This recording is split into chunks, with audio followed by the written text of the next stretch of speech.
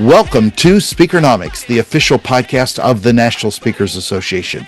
I'm Kenneth Kinney, but friends call me Shark, and like you, I'm a professional speaker and I love listening to Speakernomics. Speakernomics is a professional speaker show that will help you thrive and grow a speaking business so you too can change the world, one keynote session, workshop, and speech at a time. And on this episode, we'll do that different thing again and hear from a dozen experts all in one show. Now, to all my speaking friends, what does fee integrity mean to you? It's a phrase you've likely heard for many years. A speaker has a fee, and let's say that's X, and that speaker won't leave the house unless it's for X. But time has changed, and so much has to be looked at in today's marketplace rather than just the fee someone gets on stage for traditional speech. Then what is the discussion you should have with bureaus and meeting planners and agents when they possibly want to hire you and they say, what is your fee?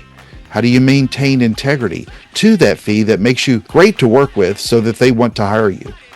Let's dive in then with different perspectives from speakers, bureaus, coaches, agents, and much more, and those that have seen this in the industry over and over again.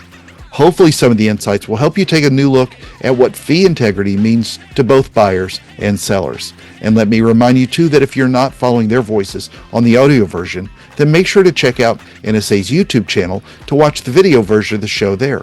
The dozen experts that we're showcasing today in order of appearance include certified speaking professional, consultant, and social media expert Corey Perlman, CSP and Hall of Famer Mary Kelly, the sales hunter and CSP Mark Hunter, president and co-founder of speaker agency Campus Speak David Stolman, CSP Michelle McCullough, booking agent Nona Prather, speaker and negotiation expert Fatinia Konomopoulos, CSP, CPAE, and Cavett recipient Scott McCain, CSP and Hall of Famer Bill Cates, CSP and Hall of Famer Ross Bernstein, C Agency Speaker Manager and author of Become a Bookable Speaker, Krista Haberstock.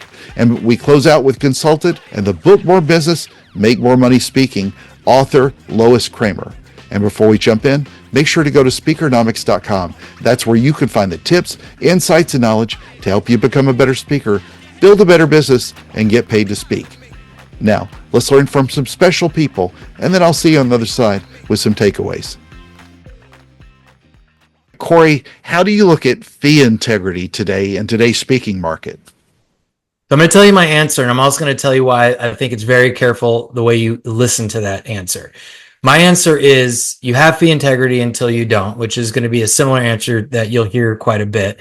And the reason I think it's super careful, you have to be super careful on how you receive that answer is because it depends on your business. No speaker should ever listen to the advice of another speaker until they understand their business. For example, I own an agency. So when I go out and speak, there's opportunity for me to have 5-6 figures of business in that room way beyond speaking. So if I need to lower my fee to make that happen, then it makes sense for me. Whereas if it's a keynote speaker and their pure revenue model is keynoting, then fee integrity should be paramount for them. And that makes sense for them.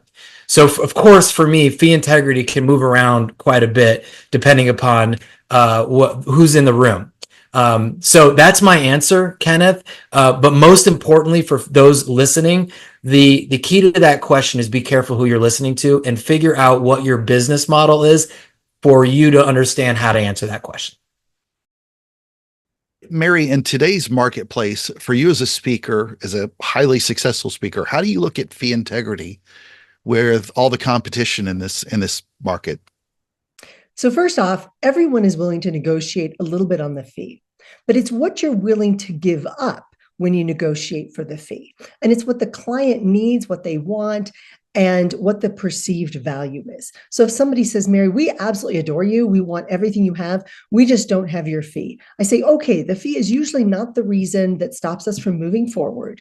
So this is what my fee normally is, but it includes all of these things. So some of these things you may not need. So let's just start taking things away until we get down to a number that works for you. But I'm consistent on this. And this is where a lot of people are not. And that's where I think they get in trouble. So somebody says, well, wait a second, I called a bureau about you and they quoted this much. And I said, yes, but did you ask them if you could take away some of the things I normally provide. And they said, oh no, we didn't do that. I said, well, they have the ability to also do that. So I'm consistent when we do that.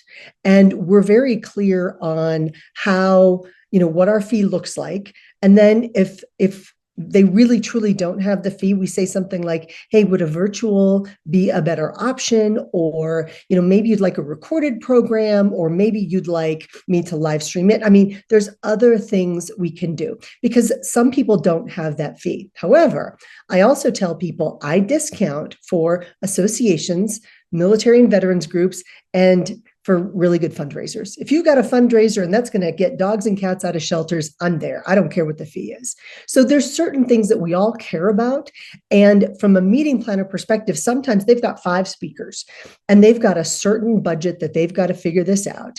And I will ask them the question. I was like, what is most important to you? Is it people walking out with results that are going to happen within the next 12 months? Are you trying to increase sales? Are you trying to just motivate people? Are you trying to get people to write a check? What do you want the outcome to be? And a lot of times they don't know, because sometimes, let's face it, they can be looking at me and they can be looking at somebody who's lower priced than I am. And I'll say, that person at that lower fee, they're going to do a great job for you. For what you want, this is you can get that from them. But if you want this, then you probably are going to need to be looking at me. And I'll be real honest with them. And that's one of the things where I think it's important for us to know each other as speakers and be able to recommend each other. And so sometimes they go, Mary, we've got this fee and maybe it's not even close to what I can do. So I'll say, what it sounds like some of the newer speakers would be perfect for you, and let me help you find one of them. But I stay in touch with them. I go out and I say, well, what about this person? What about this person? I call that person. I say, is this what you do? Like, I really try to help my clients get the best fit for their money. They need to get the best bang for the buck. And I'm an economist. I understand that. Mark, how do you look at fee integrity today in today's market? There's so many people out there competing for the same gig. A number of pineapples may be different than what somebody else's is, but do you draw that line in the sand, or do you play around with the numbers to get it to work for both of you? We have to demonstrate fee integrity because it's part of our bigger personal integrity, our professional integrity. Now, does that mean I'll adjust prices? I'll adjust prices, but only because I'm taking something off the table. I don't just reduce the price to reduce the price, but I'll reduce the price by taking something off the table. So when I make a proposal, I'm going to give you my keynote. I'm going to put everything in the package for you, and that's a full fee. Now, if you want that, great. If you don't want that because your fee's too high, that's fine. We can bring that down, but we're always going to take something off the table. Last thing somebody wants to learn is that, hey, they paid, X number of pineapples for you just to find out that their friend hired you for a whole lot less pineapples. I'm sorry. To me, that is not integrity. I don't practice that. All right, David, when you start thinking about even the college market and how fees have changed, how should speakers be thinking about fee integrity and how they need to price themselves with their clients? When it comes to fee integrity, I think of a few things in particular. One, in general, I think about the idea of trading value. So in the education market, the budgets are just being decimated. And so there are many more people asking for even more and offering much less. And so thinking about what is your fee and how do you trade value even beyond what might be a dollar value. So maybe it is helping you get more collateral, a new video, because they have the media center on campus and the cameras that can record you with 3 camera shoot and great audio and all those things, and think how much you would pay for that setup and for an audience to be able to get collateral for a great new sizzle reel. So the trading of value is something that you should consider in fee integrity. What I see though too often, and especially in the education market where I live most frequently, is a lack of integrity, where a speaker is going to ask, well, what's your budget? What a coincidence. That's my fee. And it reeks of the stereotypical used car salesman lack of integrity that we keep hearing with our clients that come back to us over and over again. that's happening even more and more. And so what I know, the way we approach it, if we find out their budget is more than what our speaker's basic fee is, we look at how we can add value and increase the statement of work and give them more, and the speaker can get more. So adding something in, or a virtual session months later as follow-up, or whatever else it might be that we can add to the statement of work so that the speaker can earn more, but we can maintain the level of integrity with which we do business.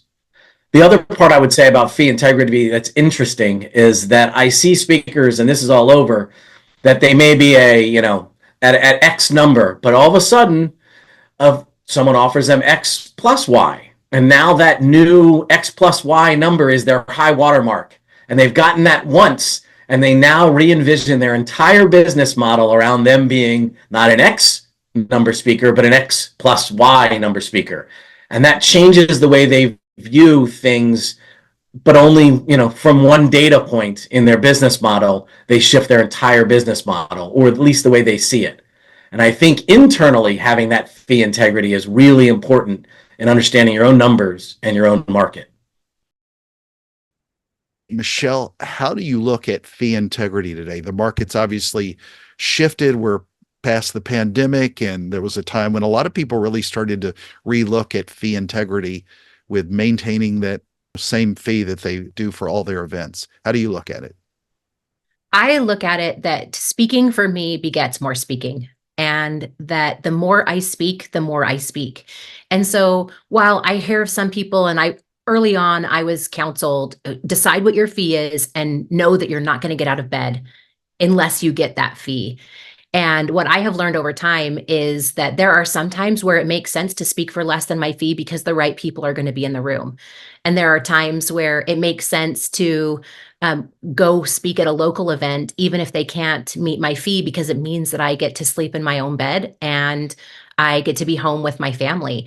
Now, I feel like for me, I also, part of fee integrity for me is honoring the commitment that I make to my family, and knowing that I shouldn't be gone just to be gone. I should be gone because I'm building my business. I should be gone because I'm putting food on the table for my family and providing for their needs. And so part of my fee integrity is not just what I'm getting paid, but the cost that it takes me to leave my home. And when I know what that cost is to leave my home, my family, and everything else, then I make different decisions, because it's a two-way street. It's not just the amount I'm putting out into the world, but it's the time as well. And so I came from the world, in fact, my first speaking engagements were speak to sell. I didn't get paid at all. I was just selling product at the back of the room, and that's how I got started professionally speaking. And so to this day, I can also make up a great deal, and sometimes make even more than my typical keynote fee, if I have the ability to sell products or services. So I think it's important for each of us to understand what our values are, not just in money, but in time, and make sure that we're honoring that for all the different roles that we have. Known as a booking agent, you've seen a lot of things change with speaking fees, and post-pandemic that also affected a lot of it. But where we are today, should a speaker maintain fee integrity? Should they stick to their published speaking fee no matter what, or how should they handle it? What do you see that works best? Yes, I always say on your information, you should not put your speaker fee, because then whenever you get your booking agent or yourself to come in and negotiate for you, you can do that, and work with what their budget is. But you should be presenting yourself as, if you're a keynoter, you should be 10,000 or above. Like that's the normal average still. Like associations are 5 to 7,500. So you kind of know where their budget is. So you can kind of go in on their top or a little bit on the top and maybe negotiate to where their budget is, but don't go too far down. And this is kind of more of my opinion. After the pandemic, a lot of speakers were volunteering or doing free talks, because a lot of places, and I understand, they lost their sponsorships during that time, and then they had to build those back up. And there are quite a few, it's a little frustrating. There are quite a few organizations that are still lagging, and they're still trying to get deals from speakers afterwards, because they're just, trying to do the best that they can. But I will say in 24, and I know I've already booked some things for 25, I would say the sponsorships and things are getting back into there. There's just still a couple of organizations that are still lagging. But also my opinion is if we as speakers and booking agents can stick to our guns, then everyone sticks to their fee or close to their fee and know that they're not doing free speeches, we can all work together and get it back to where it was. But everyone kind of has to be in agreement that we're not, if you're an experienced speaker, don't give away your stuff unless it's a really good high target client audience for you. Because I just feel like it's one of those things. If we do it as a group, then payments will come back, and I've already seen it starting to get more and more because there have been some frustrations with organizations still trying to get free events because of the pandemic that we're coming off of. Fotini, fee integrity is really tough these days. You see people all over the map, but how should a speaker treat their speaking fee with fee integrity? So I don't believe in having different prices for different people. I will always quote people, here's my fee.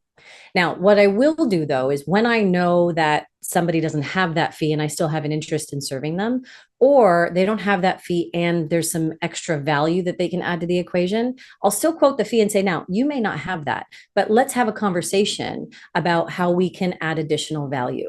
So whether it's value they provide to me, maybe it is getting some great video out of it. Maybe it's people from my email list. Maybe it's a one-on-one meeting with their organizers or referrals, or there's lots of other cool things that they can do. There's going to be other value too, maybe value I add to it, like this serves my needs. I have some intrinsic reward that comes from serving this group. And I allocate a certain number of gigs a year that I'm going to do for those types of groups that I will reduce my fees for that. I don't really reduce them. I give them this discount because it's the intrinsic reward discount. And I even when I'm working with them, I talk to them about, well, what can we do to make sure that this doesn't affect my other paid work that allows me to be here with you in the first place? So can we do it on a Monday or a Friday where I'm not usually booked for other types of gigs? Can you do it virtually instead of in person? Are there other ways that we can serve your community where it's not going to impact my calendar that much? So we find ways to do it. I'm still maintaining my integrity by saying this is the fee. And if you have it, then this is what I expect for you to meet. If you don't have it, I would expect you to treat me like you would anybody else that you're inviting in here, or I would expect you to bring some additional value on the table. What can we do to do that? And I can tell you that I've never been disappointed by a group who will fight like hell to get a sponsor to make that fee happen. It just happened again this week. I didn't expect this Black Professionals Association to have funds, but I'm like, you are an ERG, you are a diverse group, you are an underdog that I want to serve because it serves me intrinsically. And they came back and they said, we got the funds from HR, we got the funds from this other sponsor and so on, because our values matched. And so they're bringing value to the table and I'm bringing value to the table. The whole time my fee is intact, but we find ways to make it work because I'm honest with them. I have trust with them and I trust them to treat me the way I would be treating them in the same vein. So when you find those right folks to negotiate with, you can create some really incredible magic still while keeping that fee integrity the whole time. So if someone else were to ask them, hey, what's the fee? They can say, quite honestly, her fee is X dollars. How did you get her there? Well, we provided this value. And I'm fine with them sharing that too, because if someone else is going to provide that same value, then there's more value to go around.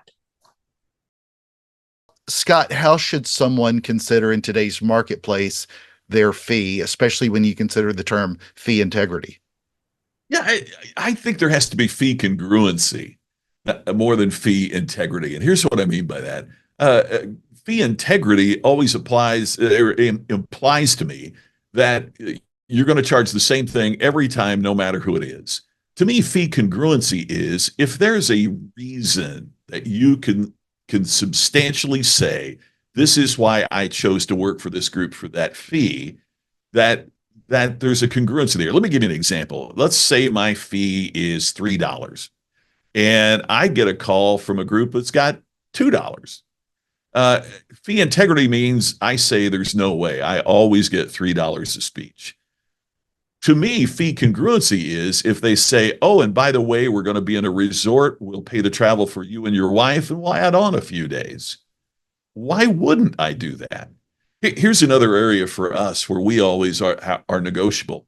If you're within 30 to 45 days of the meeting, I can be negotiable. If that date is open 30 to 45 days out, why wouldn't I fill that date on my calendar? Now, I'm not going to go from $3 to 25 cents, but I might go from $3 to $2 in that situation as well.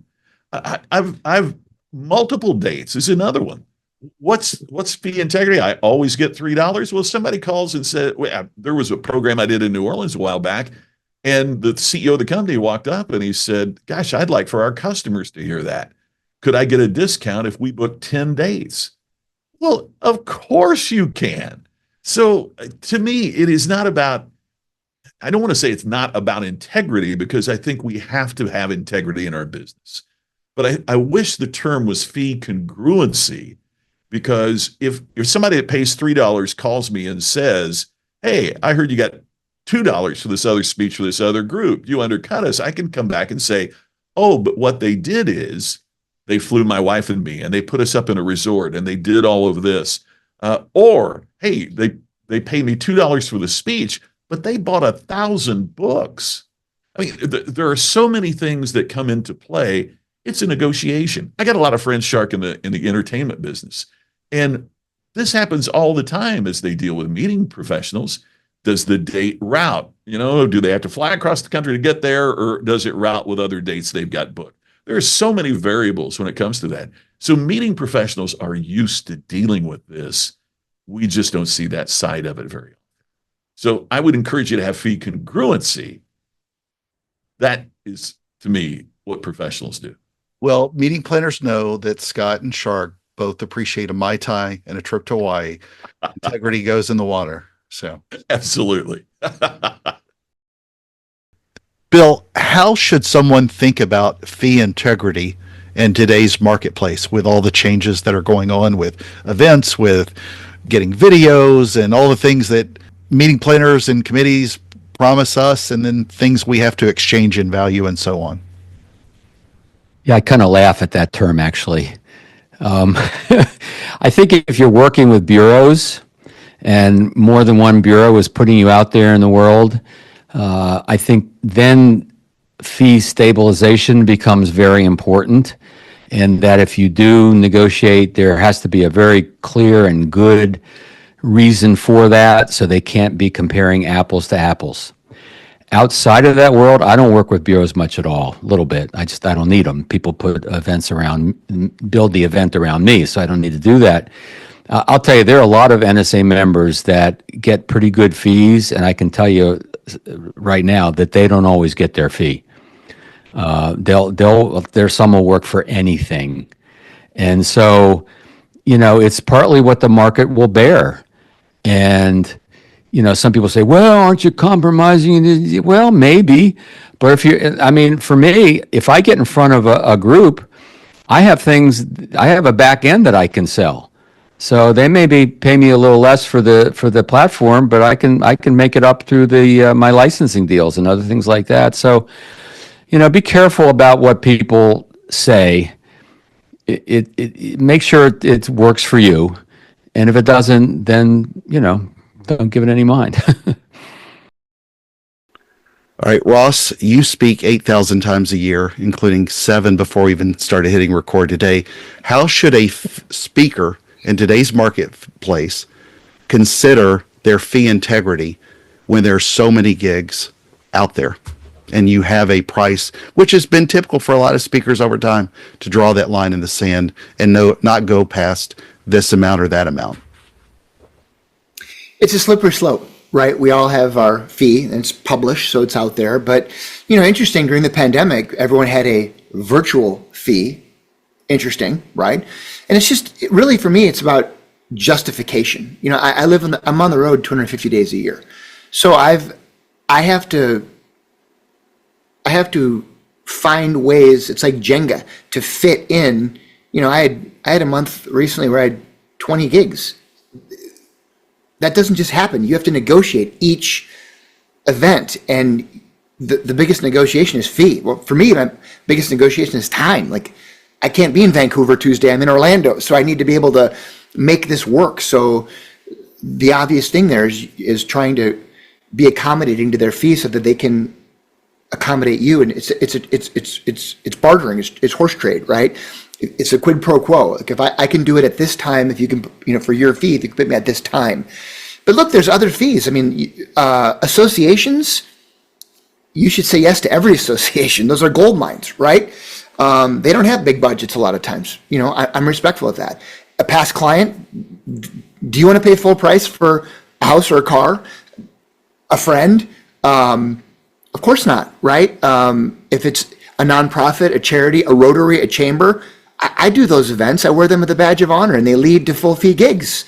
So as long as you can qualify and justify what you're doing, and there's a strategy, certainly you don't want to lower your fee if you're working exclusively with bureaus and so forth. But if you're a hustler and you're doing this, I mean, for me, I'm laser focused on speaking. So I don't have side hustles. I'm not doing podcasts and blogs, and I don't have lists and LMS and all this stuff.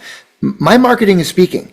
So I want to speak as much as humanly possible. I love it. I'm very passionate about it. I'm good at it. So I don't like saying no. And I've created a lifestyle business where I live on the road. We travel with my wife, and so I make no bones about it. I mean, if it's a great gig and I want to be a part of it, I want to say yes. Certainly, I want to get my fee and I want to have fee integrity, but that doesn't always happen. They can be mutually exclusive, and you can still be a successful speaker, I believe. Christy, you work with a lot of successful speakers.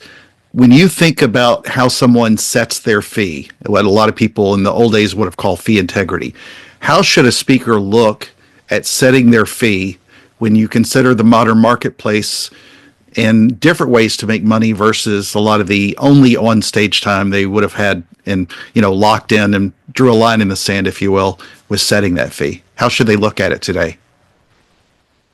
I think, top line, a speaker's fee can be whatever the speaker wants it to be, and they can negotiate whatever they want for their fees. I want to stay away from the shouldn't. What can be brand damaging is a couple of things. So number one, it'll be brand damaging if your fee does not match what your perceived value is. So that comes from your marketing materials, comes from your video, comes from your website, comes from all the things that you're putting out there, forward facing, your social presence, everything. So your fee should make sense to the person who's looking at you. So they shouldn't say, oh, that's too cheap, or oh, that's too expensive. It should match. Now, there are some speakers that can, of course, demand a higher fee because their brand just calls for it. Like, we were talking about Olympians, gold medal Olympians, there's a higher fee just because they get, more points for being a gold medal Olympian, right? As opposed to someone who has to kind of justify their platform of credibility with longer phrases than gold medal Olympian.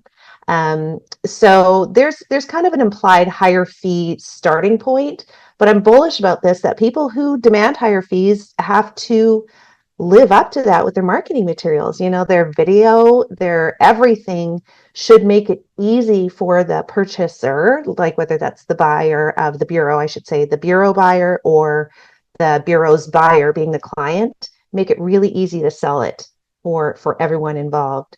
So that's my number one thing on fees, is that it needs to match your brand. And I would say that, as far as the old fashioned fee integrity word or phrase, it is up to the speaker. But, I just ran across this recently that a speaker will quote a different fee based on where it comes from and who it comes from. And that will put a bureau, specifically a speaker's bureau, in a tricky situation. It'll put a speaker manager like myself in a tricky situation, because if I get an inquiry direct from, National Association of Lawn Care Professionals, we were talking about, or landscape professionals, whatever it was, and I quote one thing for one of my speakers, but the speakers bureau quotes that plus their commission, that makes the bureau look really bad, and it also makes us look really bad. So for speakers, I would say probably the biggest note on fee integrity is make sure that your fee is commissionable. And for those of you who don't work with bureaus and say that doesn't apply to me, well, why not? Don't cut off your nose to spite your face. If you don't work with bureaus, You always want to. And that's really going to be a big thing for them, is making sure that the fee that they're quoting you at and listing on their website is the same thing that you're quoting clients. You have every right and latitude to negotiate as much as you want to. You can negotiate value, you can put travel in, try and stick as close to the fee as you can. But again, if you've got 0 dates, if it's a July or December date that comes in and there's nothing on the calendar, knock yourself out, speak more to speak more, gain some momentum in some slower months. But also mention to the client, like, this is deeply negotiated. Please don't mention this to anybody. I have it in my contract. There are some people that get really sideways about that, right? But I think as far as fee integrity or anything in the industry, just make for sure that you are taking care of your partners. Your partners are your bureaus. Your partners are your clients. Your partner is your manager. Make sure you're taking care of them and protecting them from anything that might make them look bad or have some egg on their face. Lois, how should a speaker be thinking about fee integrity today? A lot has changed over the last several years. It continues to evolve with the way speakers should look at their fees, but how do you see it? This is a fascinating question. And it's one that has been debated a lot, as you know, Shark, you and I both know. I'll tell you my sense of fee integrity. My sense of fee integrity, you have integrity in fees if it's something that it is a fit for your business and it's a smart business decision for you to make. Back when I first started in speaking, there wasn't a whole lot of negotiation going on with fees. Interesting time, especially with bureaus. You never varied from what you asked the bureau to sell you and what you would sell yourself. Big difference in the industry now, though, Shark, is even bureaus are asking speakers to negotiate. And they're doing it in response to the marketplace. So to me, fee integrity, I think you have to have a set fee. When somebody asks you a fee, your answer should never be, what's your budget? Or what do you think would be a good fit for you? You should have a specific fee schedule. I suggest to my clients it be a range. And lots of times that can be X amount of dollars up to 90 minutes, Y amount of dollars for a full day, for example. However, anytime someone doesn't say yes, when you give them that fee schedule, you're in a negotiation. And to me, it's what value can you get if they want to discount the dollar amount in your fee schedule. And as a business owner, I define value myself. It's nobody else's business how we define value. We get to do this for ourselves. And I'm telling you, everybody is doing it this way, even agents and bureaus. So if you undercut my fee, I always tell my clients to say these exact words. If I could do that, pause. What else of value could you offer me to make this commensurate with what my other clients pay me? Now, what this does, I think, is it positions you in a really positive and professional way in front of the buyer. Because you're saying, look, this is my value in this intellectual property market that we're in. And you're offering me less than what I consider my value to be. So I need you to fill the gap in some way. Now, I want you to have some idea of what is value to you. So, for example, would a great video from the event be value to you? It would be for most mere mortals, let me say these days. Would introductions on your behalf after the event make sense? Would bringing you back within the next 12 months at your regular fee be a good idea? Would buying a course that I have created for all of your employees to take after the event, would that make sense for you? So what would be some good value that you can get? A LinkedIn recommendation, a video testimonial, all of these things. I tell my clients, literally have a list in front of you. So when this comes up, and it will, you're ready. However, always wait when you say, What else of value would you be able to offer me? Wait to see what they have to say. Because there have been occasions for my clients and for me that it's been much more than I was ever going to ask for. So that's the way I define fee integrity. Fee integrity is a dollar amount versus value to bridge the gap to equal your fee. Let's do a quick recap then, based on their expert advice, and put a bow at least on this fee discussion. There are so many brilliant reminders from everyone, but let me add a way to consider them all from a mathematical perspective. Most people, if they thought of this from a mathematical equation, would think of it where X equals your fee. However, if you were to look at it just a little differently based on some of the advice today, then X could equal that fee. But what if you assign more values to the equation? Maybe a great video taken would be V, or time away from family could be subtracting T. Referrals from the client could be R, to the power of how many referrals you get. Maybe you divide by A, and those are the fees charged to associations that are often half of the corporate market. Making your fee commissionable might be C. Back-end programs could be adding B. You see where this is going. I'm not trying to convince you that your fee should be more or less, but rather that you understand the value of each variable in the equation. After all, you get to create your own equation, one that works for you and reflects your own business model. But doing so can allow you to have a more consistent and congruent conversation and negotiation with a buyer rather than just chasing what comes after the equal sign. As the marketplace, offerings, and technology change, the variables sometimes change as well. You just have to do the math. And as several of our guests reminded us, make sure to demonstrate personal integrity when keeping in mind your fee integrity.